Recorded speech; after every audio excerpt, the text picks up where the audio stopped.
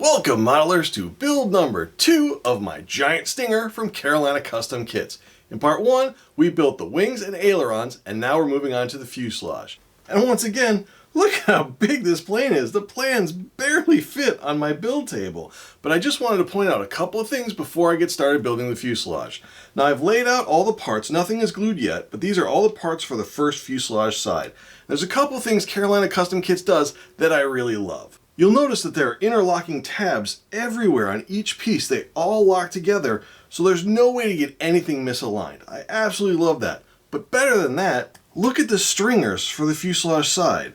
Normally, when you have stringers like this, you'll just get the piece of wood like this, and you have to cut it and shape it yourself, which isn't that big of a deal on a vertical piece like this. But on the diagonal ones with the complex cuts like these, this can be a real time saver. And with this kit, all of these parts come laser cut just like they are. And I'm betting this will save me about an hour of build time on the fuselage sides. So my plan with the fuselage is I'm going to build the two fuselage sides, which are identical, and then we switch over to the top view, line them up vertically, and start building from the front to the back, putting in all the formers and stringers as we go. Once that's done, we move on to the turtle deck and sheeting the front, and then we build the separate canopy hatch right here.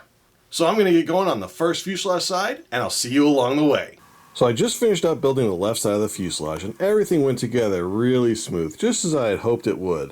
You can see at the rear, there's a nice plywood doubler where the servos mount and the rear tail surfaces mount, and that's where I ran into the only issue. So here's the parts for the right side, and as you can see, there's cutouts for the servo, but they don't line up. If you line them up, these parts aren't aligned. When you align the parts the way they're going to be mounted, these are off by about an inch. So how do you fix that? Well, I decided to keep the plywood where it is and adjust the balsa, and I'll just cut out new slots in the balsa, but this also gave me an opportunity to make one little tweak. These slots are 45 millimeters long. The servos I'm using are only 40 millimeters. So what I did is I cut out an 1/8 inch piece of plywood and glued it in here at the rear. And now I will cut out this slot in the balsa, and we'll have a perfectly sized slot for each servo. So there it is, first servo mounting hole done. You can see how much I had to move it over, but now we're going to have a really strong place to mount that servo that is the exact right size. So now we build the other side of the fuse. Okay, a quick update on the progress of the giant stinger. So as you can see, I've built both sides of the fuselage and then attached them together with all the formers and stringers all the way to the back, have it fully assembled. I also put on the front firewall, mounted the blind nuts, and did a test fitting of the DLE 40, which fit perfectly. I'll put a shot up on screen right now for that. And then the other thing I've been up to is I'd made a couple slight tweaks. So the first one is the bottom of the fuselage there. You can see I added a battery hatch, and that's going to house the ignition and ignition battery. That way they'll be right near the engine, but also far away from the receiver and the main battery packs, which will be back here. That way you reduce the chance of any interference from the ignition.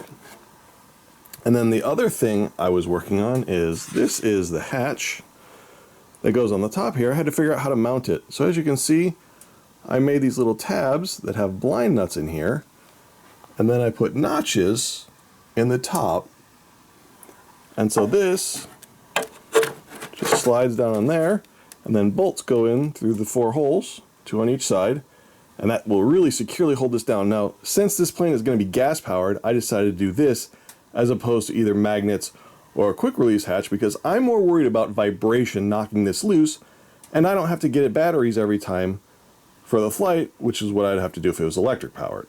So we are just about done with the fuselage. All that's left is I have to sheet the front here and the hatch here, and then there's a canopy, a plastic canopy that goes on here. And then I also have to sheet the turtle deck from the front to the back, and a few other small things like I have to mount the wing tube. I think that's just about it, and then the fuselage will be done, and we will move on to the tail surfaces. So she's coming along, and we're hoping to get it done in about 2 months. And the fuselage is finally done. Took a little bit longer than I was expecting, but fuses always do. Now the one thing I have left to do is I do have to finish sheeting the hatch right here, but I'll do that as I'm building the tail surfaces.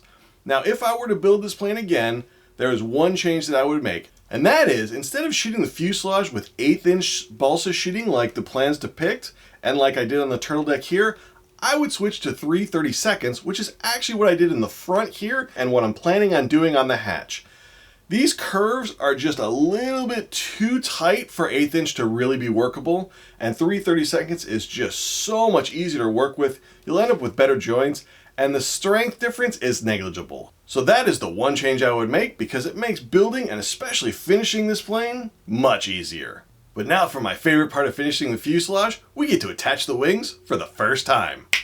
Wow, check this thing out.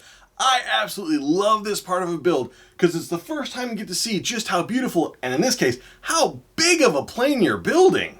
And it's such a reward for all the hard work you've been putting into the kit. Plus, it gives you that motivation to power across the finish line and get this plane flying. So next up, we're going to build the tail surfaces, attach them to the fuselage, and start getting this plane ready for covering. So stay tuned.